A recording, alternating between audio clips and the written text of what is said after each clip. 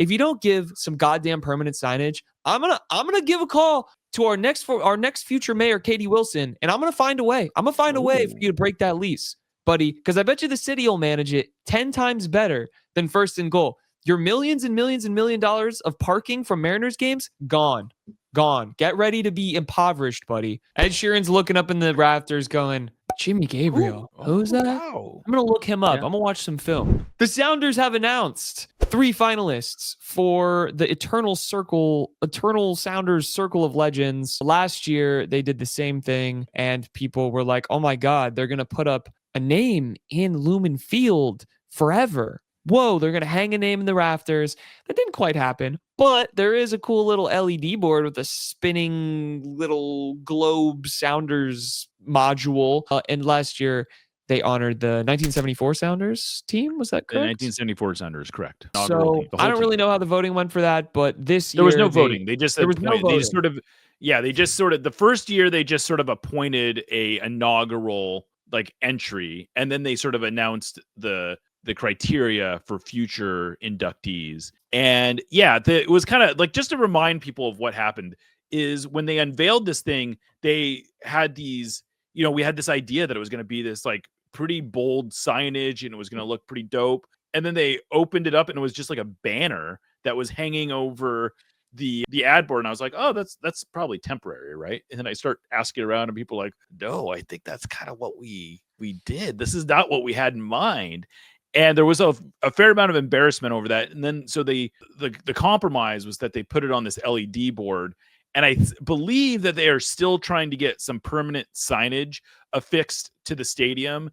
And I'm sure that the struggle is that Lumen Field doesn't want any permanent signage out. Although the Sounders do have permanent signage in the rafters, all their MLS Cups and CONCACAF Champions League and all that stuff are up in the rafters. Way more than the Seahawks. Way more, certainly bigger titles than the Seahawks. Yeah. And although the Super Bowl title is still the biggest sign up there, but it's permanent signage. And I think that's what the Sounders wanted, is they wanted something that was permanent, that was eternal, if you pardon the pun, and really sort of and that looks nice. And it's not quite what anyone envisioned right now. I think it's better than what it started off as. It's definitely not as good as it could be. But yes, this is the first class of what they call ballot. What do they call it? Ballot class. The first ballot class. Exactly. So this is the first time people are going to be able to vote for it. And it's a little confusing the way the vote is to get in. Why don't you tell the listeners who got nominated? Who got nominated this year was Kasey Keller, Sigi Schmid, and Jimmy Gabriel. Right. All 3 bona fide legends. A good place to start, I think, so essentially the way this works, as I understand it, is there's a nominating committee that's made up of, former, I think some staff and some, there's 6 or 7 people, someone from Washington Legends of Soccer, a few other people, and they assemble basically a list of candidates that can be as many as 4 people. And then they put that to the fans, to the entire voting group. And then each group has a weighted value. So there's media, there's staff, there's ownership, there is former players, there is fans, and they all have their own weight. And to get in, you need to get 75% of the weighted vote, which is actually not the highest bar, frankly. Although I guess it's, it'll be interesting. Right now, it's gonna all 3 of these people, I think, are gonna get in, no question. And then I would imagine the next class will probably be a similar quality of, well, of course this guy belongs in there, and of course that person belongs in here.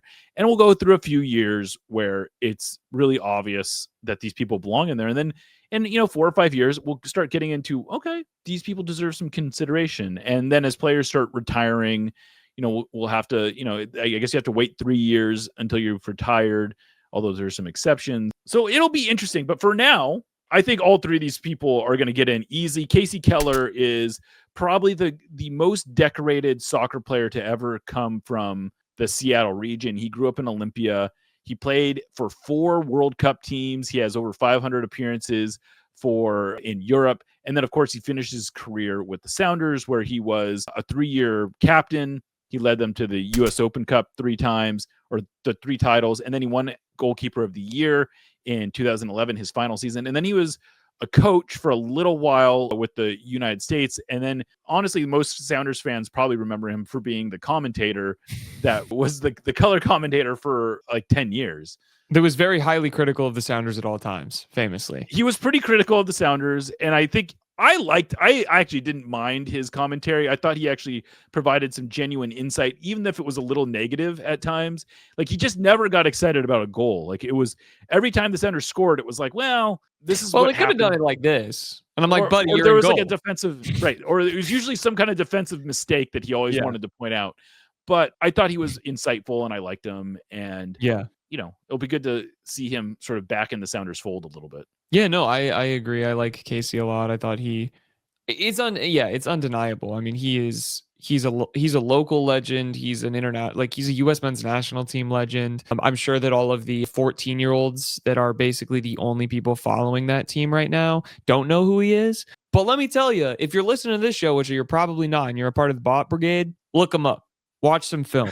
Good guy. Good at soccer. Yeah, and he was an amazing. I mean, at one point he was considered maybe the best goalkeeper in the world, and that's not even hyperbolic. It was real. He was an amazing goalkeeper. Sigi Schmid, I'd like to think Sounders fans still remember. He obviously left in 200. He was fired in 2016, but in his 7 full seasons, he led the Sounders to the playoffs every year. He had a really good record. They won 4 Open Cups while he was here. He won a supporter shield while he was here. And then he also just had an amazing career beyond that. He also, he won 4 college cups. He won 2 MLS cups, sorry. He led 2 different teams to a supporter shield MLS Cup double. I don't know that there's any other coaches who have done that twice. Certainly not with 2 different teams. Really an absolute legend. And unfortunately he passed away far too early. He had a lot left to give, I think, to the sport of soccer. And so that's kind of a bummer. But Sigi Schmid, the coaching award is named after him. And then Jimmy Gabriel is someone who I would understand if Sounders fans are not quite as familiar with. He was a player in the NASL era. He was actually a player coach for a few years for the NASL Sounders. But really his main contribution to the Sounders was sort of a soft contribution. He's nominated as what's called a builder. And the reason for that is because as just a player and just as a coach, I don't think he would necessarily be getting this honor. But he was a real constant especially during the sort of like the lost era between the end of the NASL and the beginning of the A-League Sounders. There was about 10 years in there, and he was instrumental in helping bridge that gap where he was the coach of FC Seattle, which also is known as Seattle Storm, which played in a few different leagues. And he coached some absolute legends during that time. And he was really instrumental in sort of keeping soccer alive. And then he was an assistant with the A-League Sounders up until 2005, and he helped lead them to a title. He was also really instrumental in Brian Schmetzer references Jimmy Gabriel all the time. He was really an instrumental part of a lot of older Sounders sort of experience. And, he passed away a couple years ago as well, but someone whose DNA is really all throughout the Sounders organization. And would be the first double inductee, because technically he is already inducted into this. Right. So that is the one interesting piece about it. But I wanted to ask, I guess, one, I want to jump back just a tiny bit. Let's talk a little bit about what this means kind of generally, and all of these people, we hit on who they are. I mean, personally, I'm going to be voting for every single one of these people. I think they all easily deserve to get in. Like, if you are a Sounders fan, or you even generally know something about the Sounders, like, all of these people have crossed your mind. That's cool that they're doing 3 though. And what do you think about this whole program? Do you think that it's kind of like a little bit, I don't know. I guess I'm a little that seems like a lot of people are getting inducted, because I feel like usually it's only one person who gets inducted every year. Well, I think because it's early on, you sort of want to stalk it, I guess. Yeah. But I mean, if I don't know how the Seahawks did their Ring of Honor, I don't know if it was just one at a time. I don't know the process. I will say I like that it's sort of a democratic process, that it does. I think a lot of times the whole Sounders democracy in sports thing gets understandably sort of written off as more of a gimmick, but it's stuff like this that gives it some value, and it gives it some legitimacy. And so anytime you can come up with a program like this that feels like it has some genuine value, that's great. And, I think this program has a lot of potential. Early on, it is sort of about populating it with the obvious names. Maybe like because they can nominate as many as 4, I guess, and theoretically all 4 could get in. So it could be for the first few years, this could be really rapid, where it goes from 1 to 12 almost overnight. And I guess suppose at that point it would maybe start to lose a little bit of its shine. But the Jimmy Gabriel one, I think, is going to be an interesting test of this program, because I think he belongs in there.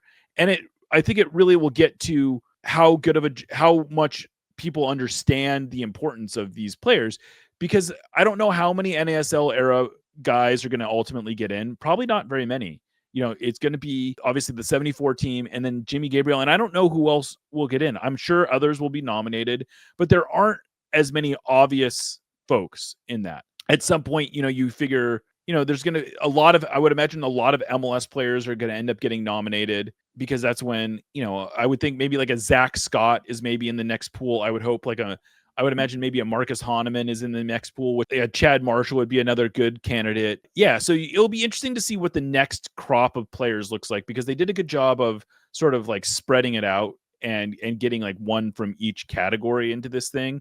And so that'll be, I'll be very interested to see how the program comes out. And I do think on some level they need to figure out how to get Lumen Field to put up some permanent signage, because I think that's what really makes it valuable, and what gives it weight is when you can have this permanent display inside the stadium that is seen by, honestly, that's not just by Sounders fans, but by Seahawks fans and by every other event that goes in there.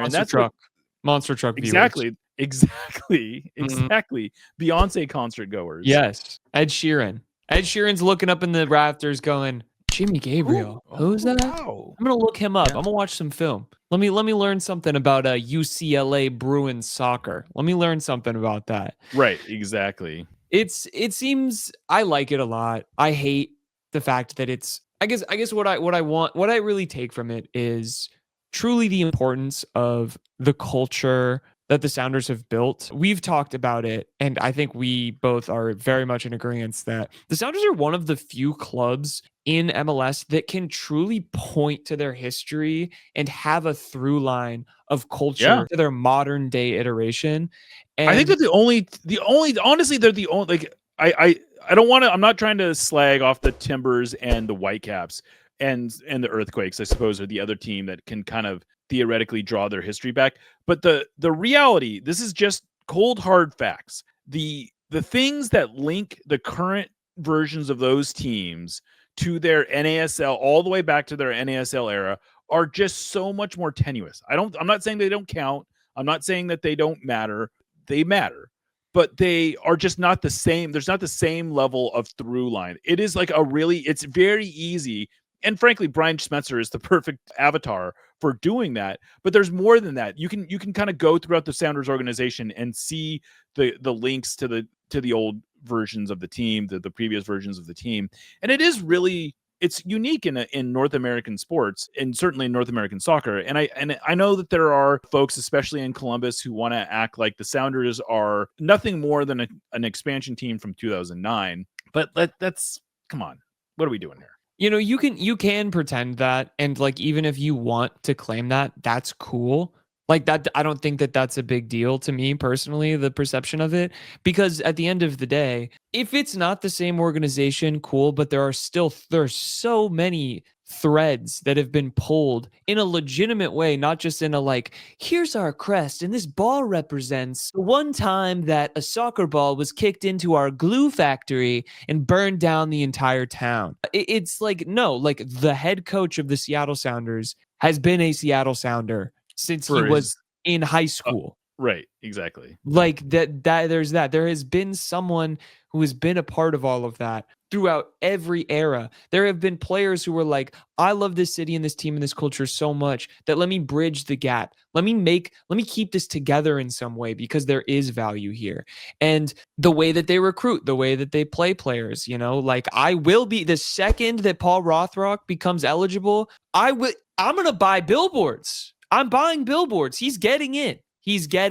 That's, I don't know. That's really, to me, what it means. And I love that they have introduced this and are doing this. And to the First and Goal people, listen, I know you listen to the podcast. Okay. I know we're big monster truck enthusiasts here. We're the #1 monster truck podcast in the US. Let me tell you, if you don't give some goddamn permanent signage, I'm gonna give a call to our next future mayor, Katie Wilson, and I'm gonna find a way. I'm gonna find a way for you to break that lease, buddy, because I bet you the city will manage it 10 times better than First and Goal. Your millions and millions and $1 million of parking from Mariners games, gone. Get ready to be impoverished, buddy. So put up those Circle of Legends signs, okay? That's my threat. That's Jeremiah. what I'm talking about. That's what I'm talking about. Okay? Don't make me call in the big dogs, okay? I will lobby. I totally have that power. I don't. I do.